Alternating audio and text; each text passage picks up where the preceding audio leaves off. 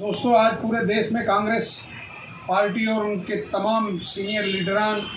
ये कैंपेन चला रहे हैं देश में कि किस तरह से इस महामारी से निपटने के लिए हम अपने देशवासियों की मदद कर सकते हैं।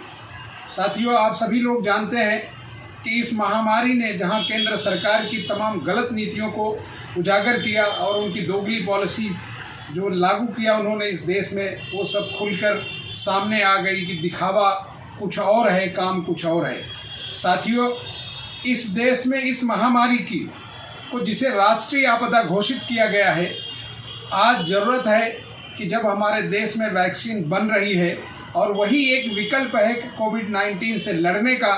तो देश के लोगों को जितना जल्द हो सके सरकार सब लोगों तक ये सुविधा पहुंचाए। दूसरी चीज़ ये है कि कोई ऐसी नीति केंद्र सरकार ने अब तक नहीं बनाया जो सारे लोगों पर लागू हो। कहीं वो वैक्सीन का रेट अलग बताते हैं, राज्य सरकार के लिए अलग बताते हैं, केंद्रीय संस्थानों के लिए अलग बताते हैं। ऐसे में मैं मांग करता हूं, कांग्रेस के प्लेटफॉर्म से मांग करता हूं, एक नागरिक होने के नाते मांग करता हूं कि देश की सरकार, केंद्र की सरकार एक ऐसी नीति बनाए जो राष्ट्रीय नीति हो और वैक्सीन के मामले में पूरे देश के लिए एक हो। दूसरी जो मांग है हमारी, वो ये है कि देशवासियों को,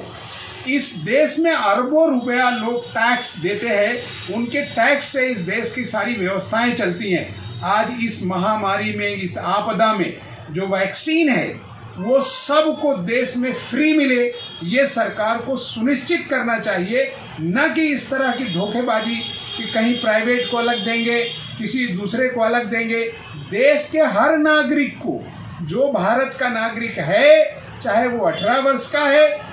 60 वर्ष का है या 70 वर्ष का है, अगर वो आज इस देश में रह रहा है तो सरकार की जवाबदारी है कि जल्द से जल्द